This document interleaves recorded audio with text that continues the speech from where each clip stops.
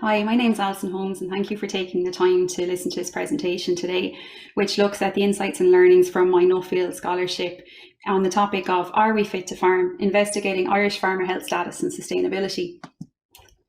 So why this topic? I thought this topic was a topic worth investment. I have a background in both healthcare and farming, and I like to think that I'm an advocate for farmer health. So why is the healthy farmer important? We hear lots of talk about the sustainability of the farming and agricultural industry, but we never hear talk about the sustainability of the farmer. The healthy farmer contributes to professionalism in terms of advocacy, contribution, leadership to the industry. They also contribute to sustainability and image in terms of marketing, recruitment into the farmyard and the industry in general, retention of these people in terms of their careers, and career and viability and longevity. And they also contribute to the ag industry. A healthy farmer is involved in future-proofing the industry. They're involved in industry progression, and they're involved in advancing practice, because people who take time out to look after themselves and their health and practice self-management are going to also advance the practice in terms of their farming. So overall, we can't have a viable ag industry without a viable farmer.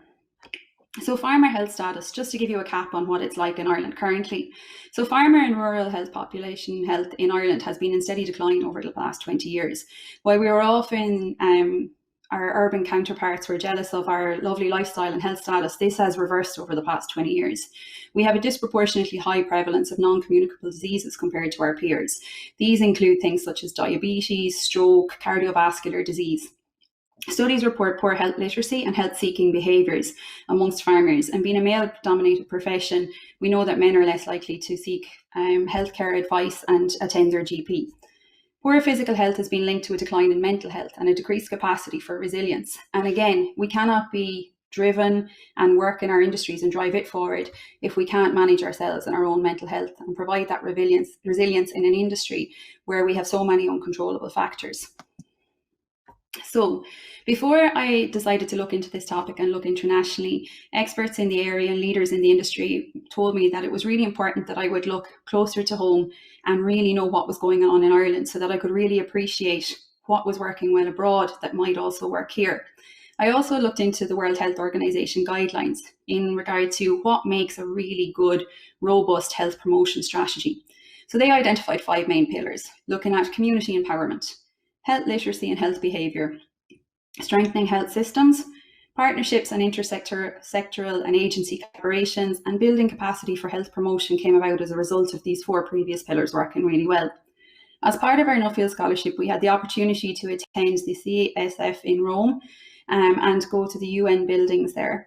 Here we learned about the UN Sustainable Development Goals. The development goals and the WHO guidelines are very closely intertwined, and some of the goals are really applicable to this project. In particularly goal number 3, which is health for all and all for health. Other goals of mention were probably in relation to goal number 4, which looks at equitable education for all, and also goal number 17, which looks at the importance of inter-partnership collaborations. So what does Nuffield do? Nuffield strives to create leadership in an industry. To be a leader, you have to be a critical and an analytical thinker. So prior to heading abroad, I really wanted to figure out what is the problem? What's my question? What's my research question here? And I had a lot of time to think about that, and I also had a lot of input from other people who were very generous with their time in doing so. And then this gave me a really good appreciation of what were potential solutions, and also that when I went abroad, I got to see, okay, that would work at home because I knew exactly what the situation was here before I left. And I think this quote really summarises the whole Nuffield experience. Why do we go away? So that you can come back, so that you can see the place you came from with extra colours and the people there you see differently too. So to gain a really objective view and of the things that could make an impact here at home, I had to go away and then come back and look at things with fresh eyes. So what did I see when I was on my travels? Well, one of the most impressive places I went to see was the National Centre for Farmer Health. Dr. Alison Kennedy gave up a huge amount of her time in explaining to me how their programme works, how the centre was established, and how they go about addressing issues of farmer health in Australia. So the National Centre for Farmer Health is a collaboration between Deakin University. So as a result, there's a huge focus on research and just real high quality, robust research going on here in the area. As a result, though, it's not just a real academic approach to research. They also have a huge emphasis on knowledge transfer, because there's no point all this research being done if it's not translated back into the farmyard and made accessible to the farmer in terms of services. They have a huge emphasis on the provision of resources, and resources that are available to all and that hit all kind of target demographics. They also have a huge array of training programs. These include training programs for vets, ag advisors, and other professionals who are involved with farmers. And I thought what was really interesting here was that they address the issue around the health-seeking behaviours.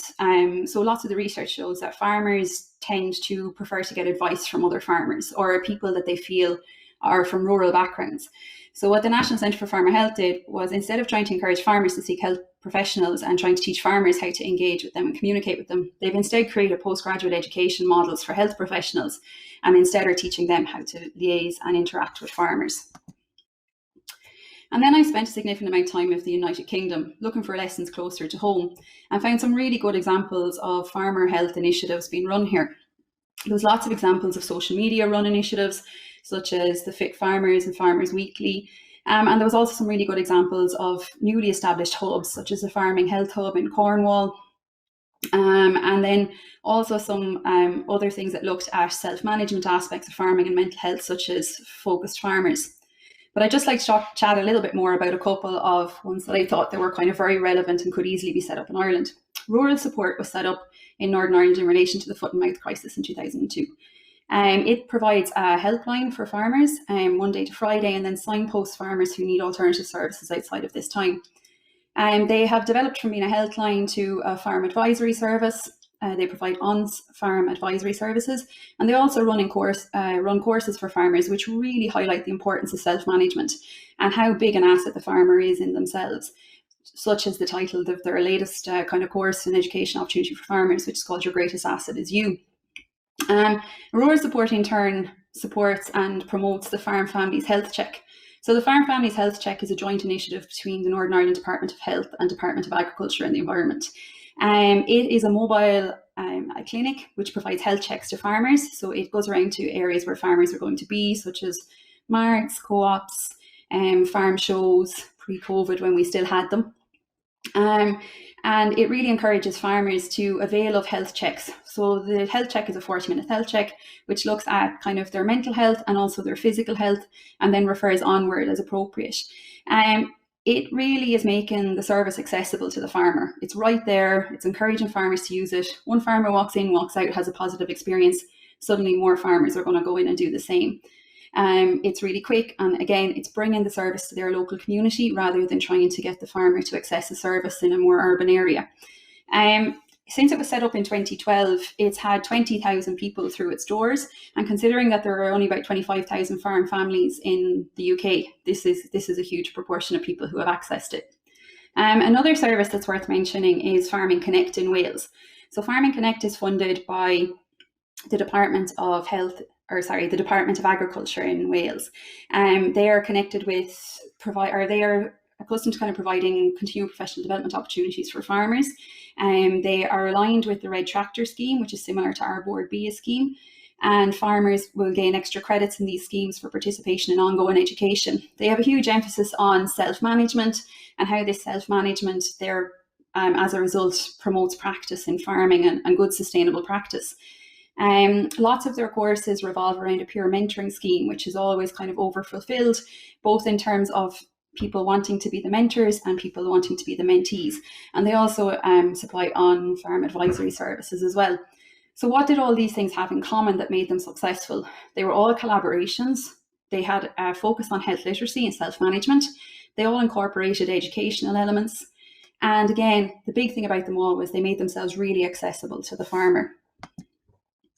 So what were the common themes outside of these? So of all the places I saw in all the different countries I went to across 4 continents, the things that really created impact were programs that had interagency partnerships, that had demonstrated research and innovation and put an emphasis on the research and had really robust backing behind what they were going to implement.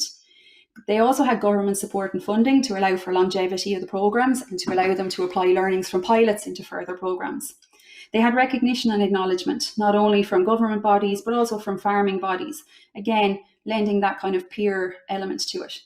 They incorporated elements of education and training, again, vitally important and should be incorporated at all levels of education, even of systems that are already available to farmers. They again afforded reputation and reach. All it needed was a couple of people to have positive experience, and suddenly farmers did it because their fellow peers had engaged. Self-management, business strategies. Again, if farmers see a value for their enterprise, they're more likely to buy into the system. And then again, the big one was accessibility. So by making these things readily accessible to farmers, farmers were more likely to engage. So when I started this Nuffield journey, 2 quotes I took from board members were, to have leadership, you must have followership, and the Nuffield report is only your initiation into the organisation. And these 2 quotes have come really to light in the last couple of months since I finished my travels. So what have I done since I completed my travels and finished my report?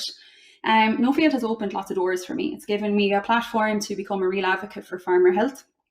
It's allowed me an opportunity to be involved in research and to meet other leaders in the research area, such as Diana Von Duren, Noel Richardson, Conor Hammersley, and work alongside these people at the moment to develop a national research alliance in farmer health. It gave me an opportunity to be invited to the Oversight Advisory Committee for the Engaged Men's Health Group. Again, another really proactive advocacy group in this area who are doing some really good research, and they're running a Train the Trainer programme called On Firm Ground for Farm Advisors, which recently had a joint ministerial launch. And it's also given me an opportunity to be involved in loads of health promotion opportunities, both on social media and through the media, and hopefully that'll continue to happen and we can have an impact in this area. So what are my main recommendations following all of this? The health of farmers in Ireland should be prioritised. Farming contributes nearly 13 billion to the Irish economy. 2 billion of this comes from inside the farm gate. Therefore, farmer health should be prioritised in order to make this a sustainable industry. Funding should be assigned to the area in proportion. Specific health and activity promotion initiatives should be instigated, and they should bear in mind all these factors that are really prominent in terms of developing successful initiatives for farmers and to really encourage farmer engagement. A collaborative approach by stakeholders is required nationally. There is no point for one farmer group or one industry group going ahead and doing this on their own. We all need to work together to make it successful. Education is key. And health and health literacy education should be incorporated in at all levels of education available to farmers, both in existing models and perhaps some new models too. And research and monitoring is essential. We need to have the research to back up what we're doing, but we also need to monitor it to make sure it's effective and to ensure that we have the research and the monetary backing to create more opportunities going forward.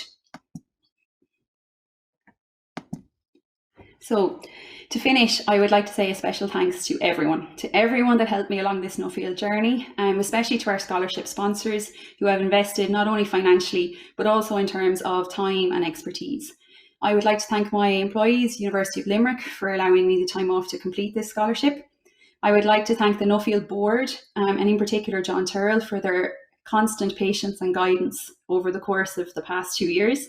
I would also like to thank my friends and family for all their support. And the new group of people included in this are my fellow 2019 Nuffield scholars. Again, just thank you to everyone who contributed, whether it was by sharing your passion, your insight, or whatever way that you impacted on this project. Thank you very much, and I hope you've enjoyed it. And if you'd like to read the full report, it's available on the Nuffield Ireland website.